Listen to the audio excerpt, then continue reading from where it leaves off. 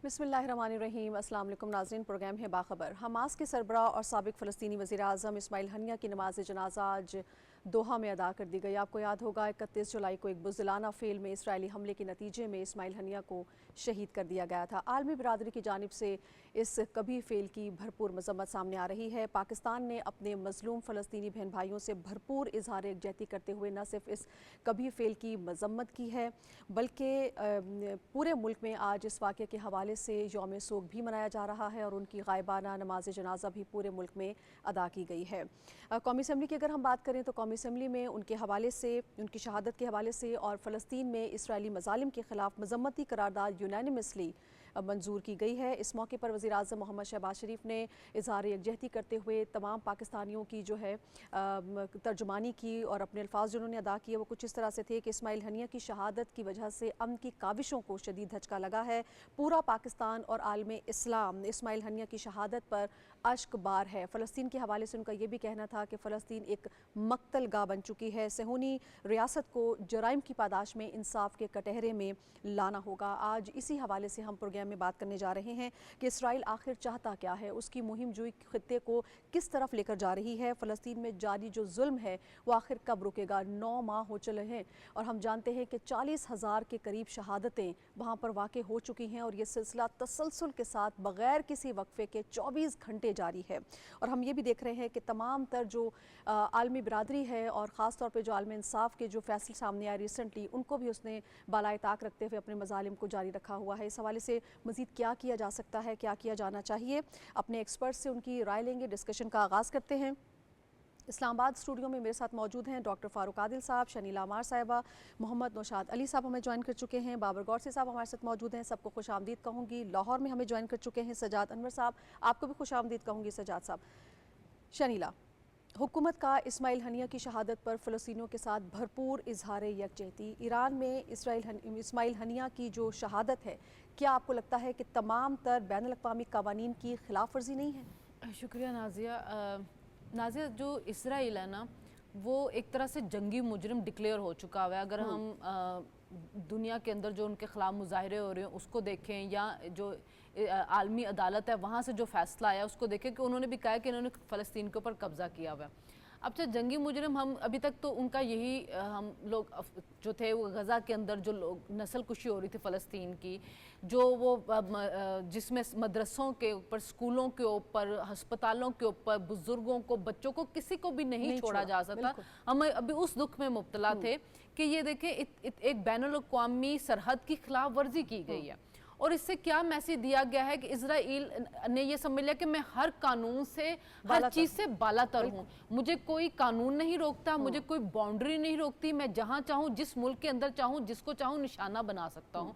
ये इसने दुनिया के लिए खतरे की घंटी बजा दी है कि कहीं तो आपने स्टॉप लगाना है, कहीं तो आपने इस बिखरे हुए सांड को रोकना है कि जो हर कानून को, हर चीज़ को, हर अखलाकियात को आपके पाँव के तले रोनता जा रहा है। देखें, इस्माइल हनिया साहब की जो शहादत हुई है, ये इजराइल इसके पीछे अब से नहीं पड़ा हुआ। 2006 से वो मुतअद्दिद बार कोशिश कर चुके हैं इनको शहीद करने की, इनके ऊपर कातलाना हमले हो चुके हैं बहुत दफ़ा।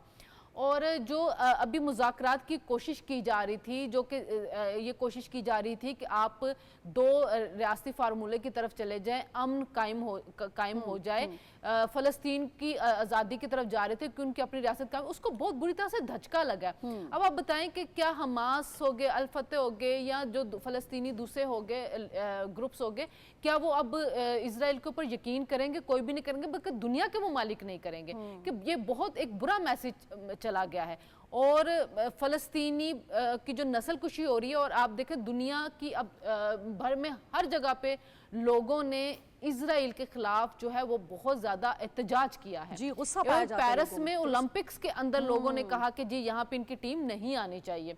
तो अब ये जो हमारी आलमी ताकतें हैं, कुछ उनको भी अब सोचना होगा कि उनको चाहिए कि जो असला इनको फराहम किया जाता है उसको रोका जाए, जो इनके दूसरे माशी मामलात है उसके ऊपर कोई कदगने लगाई जाए ताकि ये अब रुके। अगर ये मामला इसी तरह चलता रहा तो देखें वो तो अपने दुश्मन को जहां बैठ के फिर जहां जिस मुल्क के अंदर चाहेगा नुकसान पहुंचाने के, उन्होंने एक बाउंड्री, बैनुल अक़वामी बाउंड्री की खिलाफ वर्जी की है कि किसी दूसरे मुल्क के अंदर और उस मुल्क के अंदर उनके जो सदर थे वो इलेक्ट हो रहे हैं और उनकी नामजदगी का वहां पे एक सेरेमनी हो रही है, वहां पे वो एक मेहमान आए हुए हैं। बिल्कुल, और आपने उस मुल्क के अंदर जाके उनके मेहमान के साथ ये हरकत करके एक बहुत बुरा मैसेज जो है वो दुनिया के अंदर चला गया उनकी शहादत के बाद। तो अब ये आलमी ताकतों की जिम्मेदारी बनती है कि क्या उन्होंने इसी तरह एक मुल्क को छोड़ देना है कि उसके ऊपर कोई कानून, कोई अखलाकियात लागू नहीं होगी, क्योंकि अगर इस सिलसिले को शुरू कर दिया गया तो फिर ये रुकेगा नहीं, फिर बहुत से और मुमालिक भी इस तरह की कार्रवाइयां शुरू कर देंगे अपने दुश्मनों को नुकसान पहुंचाने के लिए। तो कहीं ना कहीं हमें कतगन इजराइल के ऊपर जो है वो प्रेशर आना चाहिए, उसको फ़लस्तीन से निकलना चाहिए, फ़लस्तीनियों को उनको हकूक मिलने चाहिए। बड़ी अहम बात की है शनीला आपने। डॉक्टर साहब ये मुझे बताइएगा, शनीला ने अभी कहा कि जो आलमी ताकतें उनको सोचना होगा, आपके ख्याल में क्या आलमी ताकतें इस खतरे को भांप रही हैं कि इसराइल जिस तरह से खित्ते को अदम इस्तेहकाम से दो चार कर रहा है, इससे पूरा खित्ता जो है जंग की लपेट में आ सकता है? ये इदराक है आलमी ताकतों को आपके ख्याल में? मेरे ख्याल में इदराक तो है, लेकिन मफादात शायद इदराक से बड़े हैं, तो वो अपने मफादात के तहत अपनी पॉलिसी बनाती हैं। अच्छा, एक मिनट के लिए हम इस मौजू को ज़रा सा रोकते हैं और थोड़ा सा इस्माइल हनिया पर बात करते हैं। इंसानी तारीख़ में हमें दो मिसालें, यूँ कहें कि रीसेंट यानी गुज़श्ता 400-500 साल की तारीख़ में हमें दो मिसालें नज़र आती हैं जिन्होंने इतनी बड़ी कुर्बानी दी हो। मसलन टीपू सुल्तान हमें नज़र आते हैं। टीपू सुल्तान की जब यानी कशमकश बढ़ गई और वो बहुत ज़्यादा मुश्किल में आ गए, तो अपने बेटों को, अपनी औलाद को कोई इस तरह से आगे नहीं करता, अपने बेटों को उन्होंने बतौर यरगमाल देना पसंद किया। ये टीपू सुल्तान थे। इस तरह की हल्की फुल्की एक बात चीन से भी आती है जब वहाँ लॉन्ग मार्च हुआ था। अब आप चीन की भी मिसाल सामने रख लें, टीपू सुल्तान की भी सामने रख लें। अब आप इस्माइल हनिया को देखें।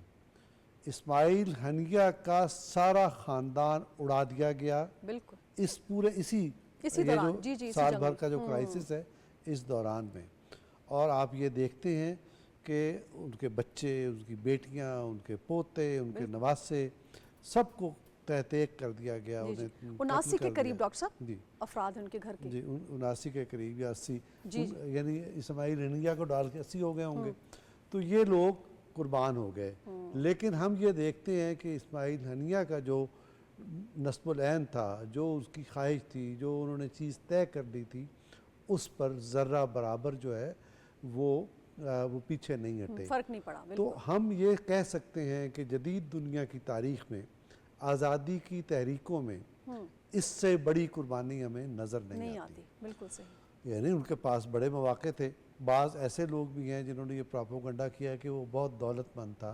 तो भाई दौलतमंद होना कोई जुर्म है? कायदे आज़म भी बड़े दौलतमंद थे, है ना, वो कोई जुर्म नहीं है। असल बात यह है कि उसने कुर्बानी दी। क्यों कुर्बानी दी? अपने वतन की आज़ादी के लिए। तो हमें उनको खिराज अकीदत पेश करना चाहिए। हम बाज़ औक़ात खराज तहसीन पेश करते हैं। खराज तहसीन अपने से छोटे को हौसला अफजाई के लिए करते हैं, और जो शख्स इतनी बड़ी कुर्बानी दे दे उसे खराज अकीदत पेश किया जाता है। हम इस्माइल हनिया को, फ़लस्तीनी आवाम को और उनके लिए कुर्बानी देने वाले जानी और माली हर किस्म की कुर्बानी देने वालों को खराज अकीदत पेश करते हैं। और हम ये ऐलान करते हैं कि पाकिस्तान, ये जस्ट काज है पाकिस्तान के लिए फ़लस्तीन, और हम उसके साथ खड़े हैं। हमारा मौक़िफ़ वही है जो फ़लस्तीन का है, और फ़लस्तीन का मौक़िफ़ वो था जो कायदे आज़म ने 1947-48 में क़याम पाकिस्तान से पहले, कि हम ये तस्लीम नहीं कर सकते कि नाजायज़ रियासत है। तो हमारा एक मौक़िफ़ तो ये है, और हम उनको खिराज अकीदत पेश करते हैं। दूसरी बात एक छोटी सी कहना चाहता हूँ, वो ये कि जब हमारी तहरीक आज़ादी चल रही थी तो हमने टीपू सुल्तान भी देख ली, सिराजुद्दौला का वाक़या भी देखा, 1857 की जंग आज़ादी भी देखी, और हमने तहरीक मुजाहिदीन भी देखी, सैयद अहमद शहीद और शाह इस्माइल शहीद की। ये सारी तहरीकें हमें नाकाम दिखाई देती हैं। क्यों नाकाम दिखाई देती हैं? तारीख़ में कोई एक आदमी नहीं है जिसने इसका प्रॉपर एनालिसिस किया हो, सिर्फ एक आदमी है, वो अल्लामा इकबाल है। अल्लामा इकबाल वो आदमी है जो कायदे आज़म को वापस लेके आए बरे सग़ीर में, हिंदुस्तान में, और उन्होंने एक स्ट्रेटजी बना के दी 1930 का खुतबा भी और उससे पहले भी। उन्होंने कहा कि अगर कोई मैदान आपके लिए मुश्किल हो, दुनिया दुश्मन के मैदान में जाके जंग लड़ना अपने आप को उसके रहम करम पर डालने के मुतरादिफ है, तो लिहाजा आप वो जंग लड़ें जो आप लड़ सकते हैं। तो फिर दुनिया ने देखा कि हमने एक पुरअमन इनकलाब बर्पा किया, हमने एक मुल्क बनाया, हमने एक तारीख़ बनाई, हमने एक कौम बनाई। बिल्कुल ऐसे। तो ये इकबाल का, और इसको एक मुस्तशरक है, उसने कहा कि ये इस्लाम की दरियाफ्त नौ थी इकबाल की तरफ से। एक मिनट जी जी जी। तो मैं सिर्फ ये कहना चाहता हूँ, मुझे नहीं पता कि जो दरिया में होता है उसी को पता होता है कि उसने लड़ना कैसे है। तो फ़लस्तीनी दरिया में है, जंग में है, लेकिन मैं एक तजवीज़ पेश करना चाहता हूँ कि ज़रा सा इस मामले में इकबाल को कंसल्ट कर दिया जाए। तो अगर हम इकबाल को कंसल्ट करेंगे, मेरे ख़्याल में हमारे सामने 100 और रास्ते खुल जाएंगे। तो हमें और रास्ते भी तलाश करने चाहिए। बिल्कुल, बहुत ज़रूरी है। नौशाद साहब, सर हम देख रहे हैं कि आलमी बिरादरी में गम और गुस्सा पाया जाता है, और जो वाक़या हुआ, जो फ़लस्तीन में जो कुछ हो रहा है, पाकिस्तान ने अपने फ़लस्तीनी मज़लूम बहन भाइयों के साथ भरपूर यकजहती का इजहार किया। आज यौम सोग भी मनाया जा रहा है। वज़ीर आज़म ने भी ख़यालात का इजहार किया, कौमी असम्बली में करारदाद भी पेश हुई। पूरी दुनिया का रद्द अमल जो इस वक्त इसराइल की जानिब है, आप उसको कैसे देखते हैं? क्या ये प्रेशर बिल्डअप हो पाएगा कि वो इन मज़ालिम को रोक सके? देखिए नाज़िया, अब तक की जो इसराइल की जारहियत है और जो कुछ उसने कर दिखाया है, अभी शनीला साहबा ने आपको बताया कि वो अब बैन अल-अक़वामी सरहदों की खिलाफ वर्जी भी किए चला जा रहा है, लेकिन इसके बावजूद उसके ख़िलाफ़ कोई ऐसी कार्रवाई अमल में नहीं आ सकी, या कोई ऐसा अमल हमारे सामने नहीं आया जिससे ये कहा जा सके कि आपने इसराइल के हाथ रोके हैं या उसे एक कदम भी पीछे हटने पर मजबूर किया है। जब से ये 7 अक्टूबर वाले मामलात शुरू हुए, उसके बाद से लेकर अब तक इसराइल जो है मुसलसल आगे की तरफ बढ़ता चला जा रहा है, पेशकदमी कर रहा है। और अब जब कि वो सारी दुनिया को मालूम है कि जब उसने ईरान के अंदर ये हमला किया है, किसी भी तरह से किया है, अगरचे कि इस पर बहस जारी है कि ये कैसे मुमकिन हो पाया, लेकिन जिस तरह से भी उसने ये काम किया है, इसका मकसद सिर्फ़ और सिर्फ यही है कि वो मशरिक़ वस्ता के दीगर ममालिक को भी इस जंग में लपेटना चाहता है। क्योंकि इज़राइल में ये बात बिल्कुल, अगर आप वहाँ का मुतालिया करें, उनके अपने अखबारात या उनका मीडिया आप देखें, तो वहाँ पर एक बहुत बड़ी वेव डेवलप हुई है जो कि इस हुकूमत, मौजूदा नेतन्याहू हुकूमत के ख़िलाफ़ है। वो ये चाहते हैं कि नेतन्याहू मुस्ताफ़ी हो जाएं, और वो अगरचे कि वो यरगमालियों की रिहाई से ट्रिगर हुई हुई है, लेकिन वो मौजूदा हुकूमत के जो बर्बरियत है उसको लेकर भी वहाँ बहस हो रही है। आज भी एक उनके इसराइली सोल्जर ने जो कुछ वहाँ पे इसराइली अफवाज कर रही हैं, उसका उन्होंने भांडा फोड़ा है और बताया है कि वो वहाँ पे इंतकामी कार्रवाई कर रही हैं, बाकायदा घरों को जला रहे हैं, वहाँ पर लोगों को अनड्यू जो है ना वो उसकी किलिंग जारी है। तो जो नस्ल कशी वाला मामला है वो तो आपके आलमी अदालत इंसाफ में भी साबित हो चुका, लेकिन उसके बावजूद ये जो कुछ भी अब तक हमने देखा है, हम ये नहीं कह सकते कि वहाँ पर कोई ऐसा मामला है कि किसी तरह से इसराइल। और मुझे नेतन्याहू के वो अल्फाज याद आते हैं कि जब 7 अक्टूबर के हमले के बाद वो मीडिया पर आकर उसने कहा था कि हम फ़लस्तीन का नक्शा बदल कर रख देंगे, और वहाँ पर आज तक इंसानी जो अभी नॉन इंसानी तारीख़ है उसके अंदर इतनी बर्बरियत कि वहाँ का इंफ्रास्ट्रक्चर, यहाँ तक के पानी के पाइप और सीवरेज के नाले तक तबाह कर देने का कहीं पर कोई मिसाल नहीं है जो इंसान अभी ये जो जैसे जदीद इंसानी तारीख़ कहते हैं उसके अंदर। लेकिन इसके बावजूद अनफॉर्चुनेटली अवाम, दुनिया भर के अवाम जो प्रेशर बिल्ड कर रहे हैं, वो प्रेशर ज़रूर मौजूद है। वो हमें इंतखाबात के नताइज पे भी असरअंदाज होता नज़र आ रहा है, बरतानिया में भी नज़र आया है, अमेरिका में भी आपको जब इंतखाबात होंगे तो वो नज़र आएगा।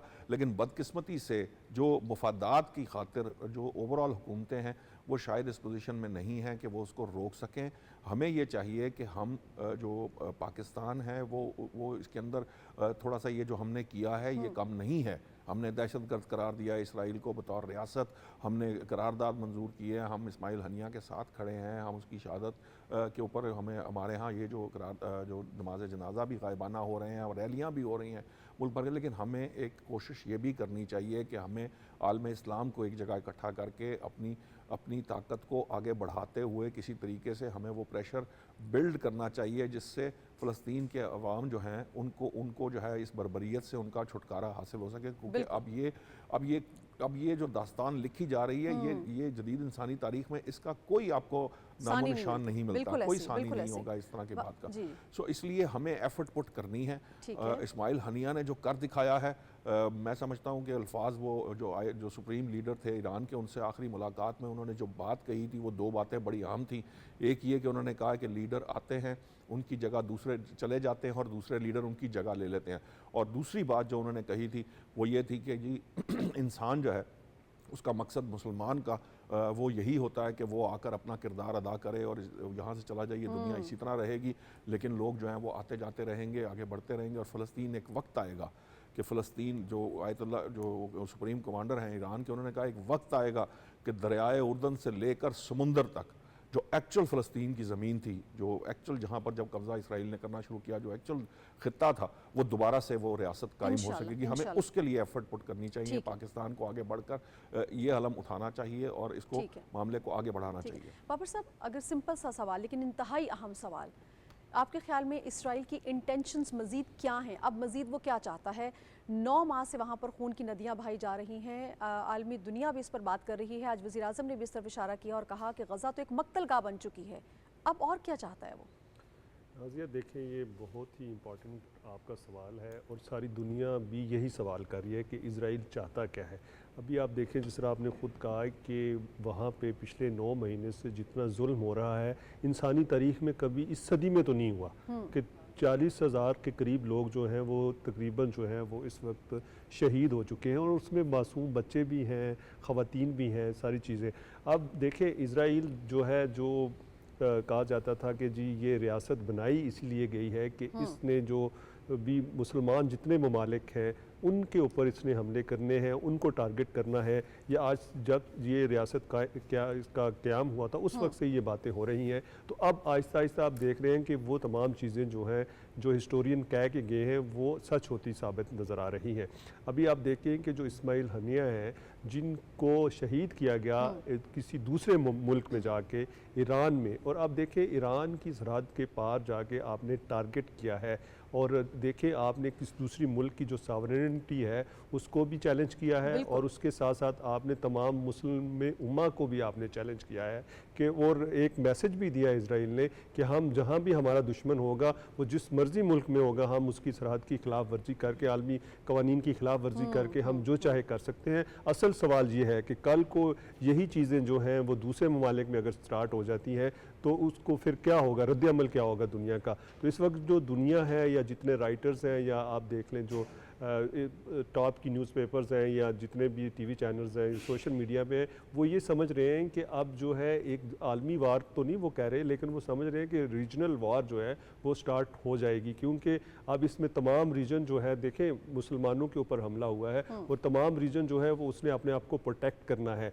और जो ईरान है वो हमारा हमसाया मुल्क भी है, हमारी उसके साथ बॉर्डर भी लगती है और हम जो है दुनिया में वाहिद मुल्क है पाकिस्तान जिसने इजराइल को कभी तस्लीम ही नहीं किया और करेगा भी नहीं, क्योंकि कायदे आज़म रहमतुल्लाह अलैह जो फरमा गए हैं कि जी इसको कभी भी नहीं तस्लीम करना। तो यकीनन जब तक दुनिया है, जब तक पाकिस्तान है, आप उसको तस्लीम नहीं करेंगे। तो इसलिए इजराइल जो है उसका जो सॉफ्ट टारगेट है वो तो यकीनन जो है वो सारे मुसलमान मुल्क हैं, लेकिन उनको सबसे ज़्यादा जो अटकता है, जो तमाम चीज़ें हैं, वो पाकिस्तान है, क्योंकि उसके जो ये जो तमाम चीज़ें हो रही हैं इसके पीछे बहुत बड़ी कॉन्स्पिरेसी है और जो आलमी ताकतें हैं वो इसलिए उनके साथ खड़ी हैं कि तमाम, जिस तरह निशात साहब ने कहा कि जो बिजनेसेस हैं तमाम के तमाम, वो तो ज्यूज़ जो हैं वो उसको ओन करते हैं।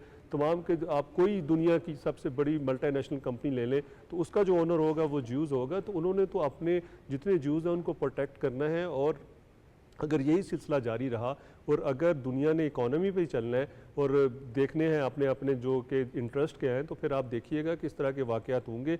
लेकिन इन वाक़यात में जिस तरह आज शहबाज शरीफ साहब जो वज़ीर आज़म पाकिस्तान है उन्होंने भी कहा और आपने देखा कि उन्होंने कंडेम भी किया, उन्होंने फ़लस्तीन के सारे इज़हार यकजहती भी किया, फिर उनकी गायबाना नमाज जनाजा भी अदा की। तो उन्होंने भी आज यही बात की है कि OIC को भी अब जो है वो नए तरीके से फ्रेम होना चाहिए और उसको आके अपना रोल प्ले करना चाहिए। और यकीनन अगर OIC अपने ममालिक का प्रोटेक्ट नहीं करेगी तो फिर आगे दूसरे ममालिक कैसे कर सकते हैं, दुरुस्त, क्योंकि EU है वो अपने जितने भी यूरोपियन यूनियन है उनको प्रोटेक्ट करती है। इस तरह अमेरिकन की जो तंजीम है वो अपने अमेरिकन जो लातीनी अमेरिका और दूसरे अमेरिकन हैं उनको प्रोटेक्ट करती है। इस तरह जो दूसरी तंजीमें हैं वो तमाम तंजीमें एक दूसरों को ज़्यादा फाल प्रोटेक्ट किरदार करती अदा है। करना होगा फाल OIC किरदार अदा कर बिल्कुल सकते सही कह हैं। रहे तो इसलिए मेरा ख्याल है कि आज वज़ीर आज़म साहब ने बड़ी खुली बात की है, और जिनको ये कुछ बहुत से लोग जो है कॉन्स्पिरेसीज भी करते हैं कि जी पता नहीं पाकिस्तान जो है इजराइल को तस्लीम करने वाला है, पाकिस्तान कभी नहीं करेगा। और आज तो उन्होंने वाज़ह तौर पे कह दिया अगर वो इस्माइल हानिया की जो है अगर नमाज जनाजा अदा कर रहे हैं उस शहीद की, तो वो कैसे इजराइल को जो है वो बिल्कुल, तस्लीम बिल्कुल। कर सकते पाकिस्तान का इस पे मौक़िफ़ बिल्कुल वाज़ेह है, जी। तो किसी शक व शुबे की गुंजाइश होनी भी नहीं चाहिए। सजाद साहब, सर आप इस तमाम तर सूरत हाल को कैसे देख रहे हैं? इंतहाई अफसोसनाक सूरत हाल है ये। आलमी हम देख रहे हैं आलमी बरादरी और जो आलमी ताकतें हैं वो इस बात को तस्लीम तो कर रही हैं जो इसराइल की जानिब से मजालिम हो रहे हैं, लेकिन सर उसका हाथ रोकने वाला कोई नहीं है।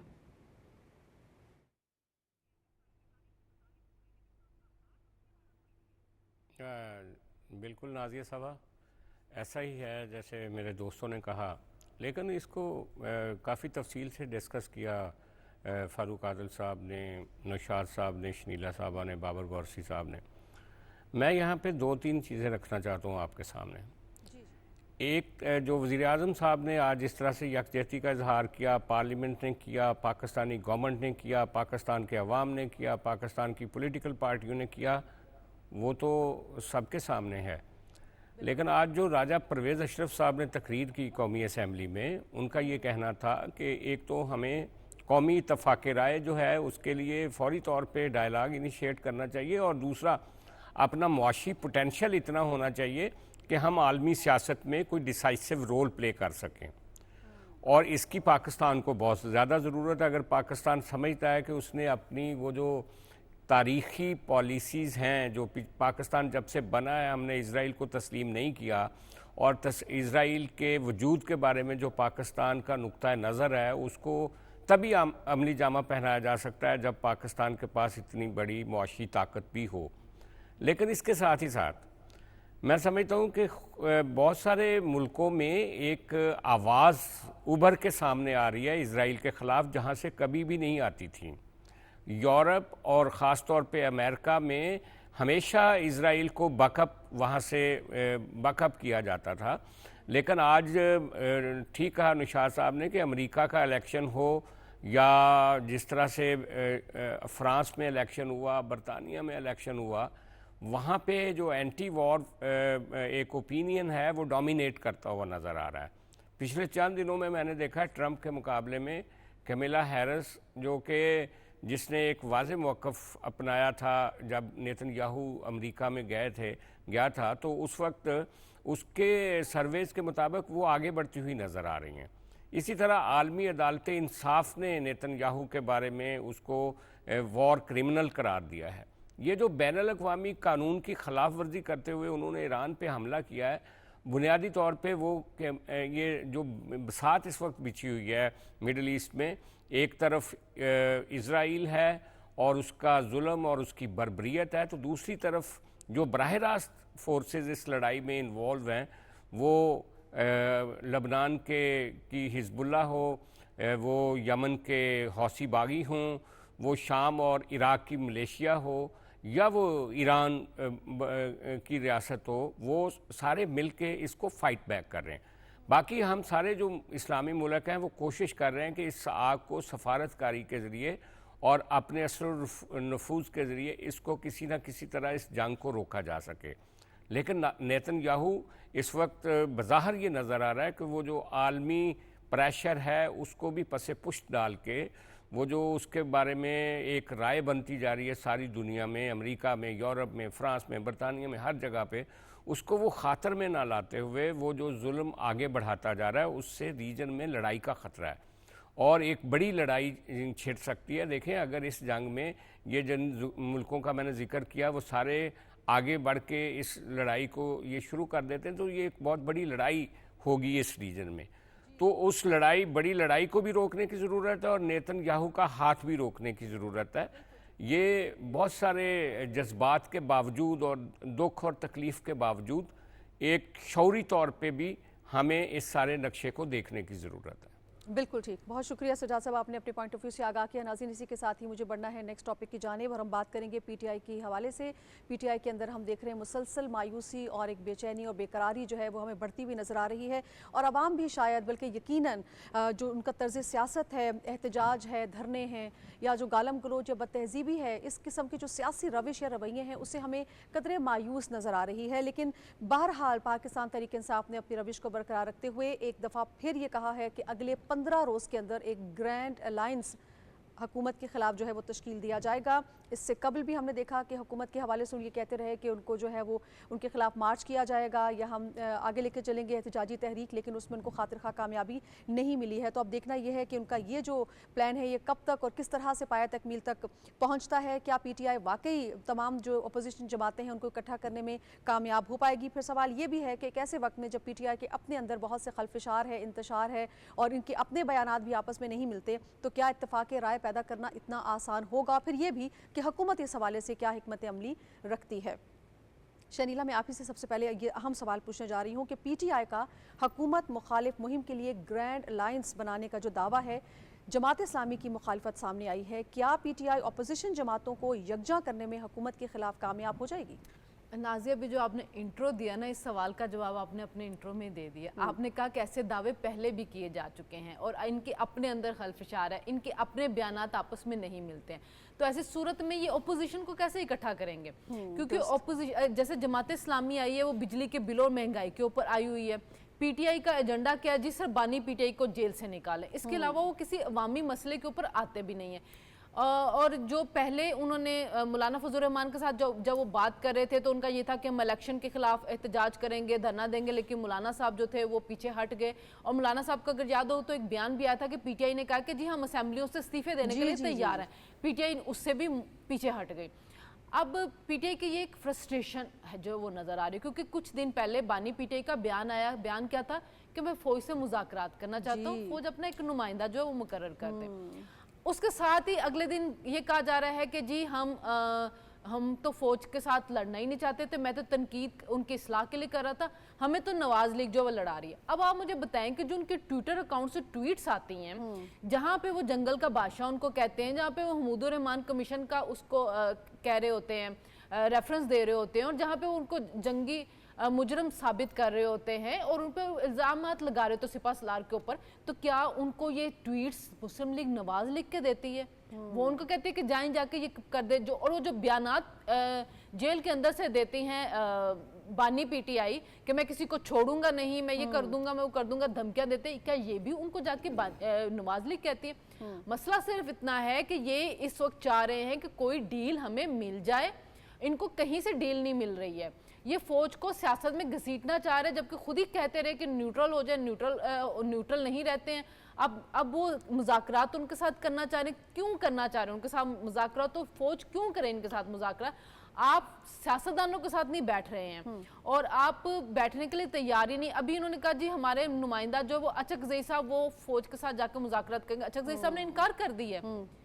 तो इनके तो अपनी पार्टी के अंदर जब इंतशार फैला हुआ है, एक दिन कोई बयान आता है, दूसरे दिन कोई बयान आता है। मसला सिर्फ एक ही है नाजिया कि जो इनके सोशल मीडिया के लोग पकड़े गए हैं उसके ताने बाने जहां से जाके मिल रहे हैं, और जो नजर आ रहा है कि कैसे एक मुनज़्ज़म तरीके से कैंपेन चलाई जा रही है पाकिस्तान उदारों के खिलाफ, इनको सिर्फ वो अब घबराहट है और उसके लिए ये बार बार ऐसे दावे कर रहे हैं। ये अपोजिशन को कभी इकट्ठा नहीं कर सके, ये खुद कुछ नहीं कर सकते। अभी डॉक्टर साहब, ये जो कहा जा रहा है कि महमूद अचकज़ई साहब जो है उनकी क़यादत में अपोजिशन का एक वफ़द जो है वो जाएगा, हुकूमत इत्तेहाद से बात करेगा, तो पहले तो सवाल ये पैदा होता है कि क्या वाकई महमूद अचकज़ई साहब की क़यादत इन्होंने कबूल कर ली है? क्योंकि इससे पहले भी अगर आपको याद होगा तो वो कहते रहे हमने तो नहीं कहा, अगर वो खुद अपनी गुडविल में करना चाहते हैं तो कर लें।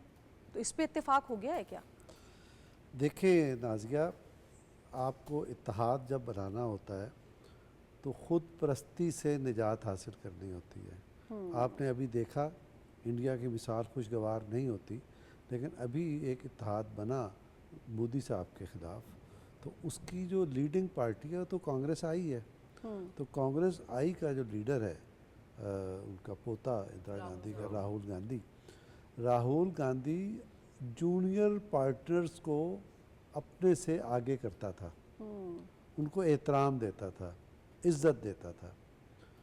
आप कोई यानी इनकी ये कहते हैं जी हमें 25 साल की जद्दोजहद हो गई, 30 साल की जद्दोजहद हो गई। इस सारी तारीख़ में आपको कहीं ये साहब किसी को इज़्ज़त देते हुए नज़र आते हैं? तो जो किसी को इज़्ज़त नहीं देता वो कभी ना इत्तेहाद में जा सकता है ना इत्तेहाद बना सकता है। तो मुझे एक स्टेटमेंट तारीख़ में याद आ रही है कि ज़िया-उल हक के ज़माने में एक ऑल पार्टीज़ कॉन्फ्रेंस होनी थी। ठीक है। जमीयत उलमाए पाकिस्तान ने ये कन्वीन करनी थी, लेकिन अपनी एक हरीफ जमात जो अपोजिशन की थी उसके अंदर फूट डालने में भी ये लोग मौजूद थे। तो वो जो जमात टारगेट थी उसके सेक्रेटरी जनरल ने बयान दिया कि ये APC कभी नहीं होगी। वो एक बड़ा ज़बरदस्त स्टेटमेंट था, उसने ना पूरा सियासी मंजरनामा हिला के रख दिया। मुझे ये वाक़या याद आता है, ऐसा इत्तेहाद कभी नहीं बनेगा। मुझे बताएं इस इत्तेहाद में होगा कौन? मौलाना फजलुर रहमान होंगे जिनको असद कैसर ने बेइज्जत किया? क्या अचकज़ई साहब उस इत्तेहाद में होंगे जिनको PTI और इमरान खान सब ने बेइज्जत किया? कहा जी कि हमारे तो नुमाइंदे नहीं हैं वो। ऐसे लोगों के साथ ना कोई इत्तेहाद बनाता है, ना कोई चलता है और ना कोई चलेगा। ये बिल्कुल दुरुस्त बात कही शनीला ने। ये एक फ्रस्ट्रेशन है, ये एक ब्लैकमेलिंग की कोशिश है, लेकिन ये एक चला हुआ कारतूस है। इस चले हुए कारतूस से आप ना कोई सियासी जद्दोजहद कर सकते हैं, ना आप कोई इत्तेहाद बना सकते हैं, ना कोई तब्दीली ला सकते हैं। देखें अभी एक जुमला आया, ना डील है ना ढील है ना सबील है। ये ना कोई तरीका है और ना कोई डील दी जा रही है ना कोई डील हो रही है। ठीक है। तो इनके साथ कुछ भी नहीं होना और इनका कोई इत्तेहाद भी नहीं बनना। ठीक है। नौशाद साहब, आपका क्या ख्याल है? क्या ये इत्तेहाद, जैसे डॉक्टर साहब कह रहे हैं कि उनको तो इत्तेहाद बनता ये नज़र नहीं आ रहा, आपका इसमें क्या पॉइंट ऑफ व्यू है? देखिए, इत्तेहाद बनाना किससे है? आप पार्टियों का, जो इस वक्त हुकूमत में पार्टियां हैं वो भी देख लीजिए और जो अपोजिशन में है वो भी देख लीजिए। जो अपोजिशन में जमातें थीं उनका पहले से एक इन्होंने सो कॉल्ड सा इत्तेहाद बना के, जो आज तक ना कोई रैली मुनक्कद कर सका, ना ही कोई शो, कोई पॉलिटिकल शो हमारे सामने आया कि उसने कुछ किया हो जो अचकज़ई साहब की क़यादत में बना हुआ। उसके अलावा और कौन सी जमात है उन्होंने सिर्फ जमात इस्लामी ने एक थोड़ा सा ज़रा अग्रेसिव स्टांस लिया था 3 दिन पहले, 2 दिन पहले उन्होंने कहा कि जी हम ये अगर हमारे मुतालबात ना माने गए तो हम पता नहीं क्या कर देंगे और ये कर देंगे। तो इन्हें लगा कि शायद वो कोई हमारा पार्ट बन सकते हैं। इन्होंने फ़ौरन जो है वो कह दिया कि ग्रैंड अलायंस, और जब जमात इस्लामी ने देखा कि ये शायद ये इनका ख्याल ये है कि जमात इस्लामी इनके साथ मिल जाएगी, तो उन्हें उसका एक क्लैरिफिकेशन उन्होंने बता दी कि जी आप ये तवक्को ना रखें कि हम पाकिस्तान तहरीक इंसाफ के साथ चलेंगे। जमीयत उलमा इस्लाम JUI की बात की जाती है, वो आपके सामने ही है, पहले ही उनका स्टांस। उनका तो एक्चुअली जो, अगर वो इलेक्शन में खिलाफ जाने की बात करेंगे तो KPK में जो उनके साथ पाकिस्तान तहरीक इंसाफ ने किया वो उसके खिलाफ जो है ना वो तहरीक चलाएंगे, ना कि वो कहीं और चलाएंगे। इसी वजह से उनके आपस में कोई बैठने के इम्कानात नहीं है। अब अगर वो पता नहीं कौन सा ग्रैंड अलायंस होगा, वो कहाँ से वो सियासी जमात आएगी। मसला ये है, असल जो 2-3 पहलू जो इंपॉर्टेंट हैं वो ये हैं कि पहली बात ये है कि बानी तहरीक इंसाफ का एतबार कौन करेगा, क्योंकि वो उनके बारे में आप कभी कुछ नहीं कह सकते कि वो कब यूटर्न ले लेंगे। हर बात से वो यूटर्न लेते हैं और वो उसका कोई एतबार नहीं किया। ये जो बेइज्जती वाला मामला है ये इंपॉर्टेंट है कि जिस बंदे ने 40 साल 50 साल 30 साल सियासत की है और एक सियासी जमात का वो रहनुमा है, वो कैसे कबूल करे कि जनाब कोई पता नहीं है, आज जो है मैं फ़र्ज़ करें इनके साथ 2 दिन के लिए चला हूँ और कल किसी बात के ऊपर कोई मसला हो तो ये हमारी इंसल्ट करके रखते और वो सारे का सारा मामला वहाँ पे हो। दूसरा इंपॉर्टेंट पहलू ये है कि सियासत, ये जो एक टोला है, इनके कोई भी वज़ाक़ता जो है या इनका कोई तौर तरीका जो है वो सियासत वाला है ही नहीं। वो सियासी मामलात तो सियासी तरीके से तय किए जाते हैं। आप आज भी असम्बली में देखिए कि गुफ्तगू करते करते एकदम वो उन्होंने आके फिर बानी तहरीक का मामला शुरू हो गया और फिर जनाब वो उस तरफ चल पड़े। भाई आप पहले ये देखें तो सही, आप किस ऑब्जेक्टिव के लिए कटे, वो क्या मामला हो रहा है वहाँ पे, फ़लस्तीन के मामलात के ऊपर बात हो रही है। चलो आपने अच्छा किया कि आप वहाँ मौजूद थे, आप उस बात को वहीं तक महदूद रहने दें, उसको इस्तेमाल करना अपने मकसद के लिए, वो फिर सियासत की तरफ लाने की बात की। तो ये जो चीज़ें हैं ये बड़ी मैटर करती हैं। आपका जो आप समझते हैं कि आप क्या हैं और आप क्या करना चाहते हैं, जब उसमें क्लैरिटी नहीं है तो आप किसी और को कैसे कन्विंस कर सकते हैं कि वो इसकी तरफ आ जाए। और तीसरी बात यह है कि आपका जो ऑब्जेक्टिव है वो सिर्फ एक शख्सियत से मुतल्लिक है। तो एक शख्सियत की रिहाई या कैद या उसके मामलात को लेकर आप दुनिया की पाकिस्तान की दूसरी दीगर सियासी जमातों जमातों को अब कोई सियासी जमात जो है वो इनकी कायद के लिए कोई तहरीक का हिस्सा बने, क्योंकि इनका तो मकसद सिर्फ एक है, ये पाकिस्तान के लिए तो काम कर नहीं रहे। सो इसलिए मैं नहीं समझता कि ऐसा कोई ग्रैंड अलायंस कहीं पर भी हो सकता है या आने वाले वक्त में होगा या उसकी कोई जो है ना चीज बन पाएगी। ठीक है सजाद साहब और बाबर साहब, मेरी आपसे रिक्वेस्ट होगी कि टाइम थोड़ा शॉर्ट है मेरे पास, तो मैं सजाद साहब मैं आप ही की जानिब आऊंगी। सर, आपको भी लगता है कि ये शदीद डिप्रेशन और फ्रस्ट्रेशन है जिस कैफियत में इस वक्त हमें पीटीआई मुब्तला नजर आ रही है और एक के बाद एक हरबे आजमा रही है?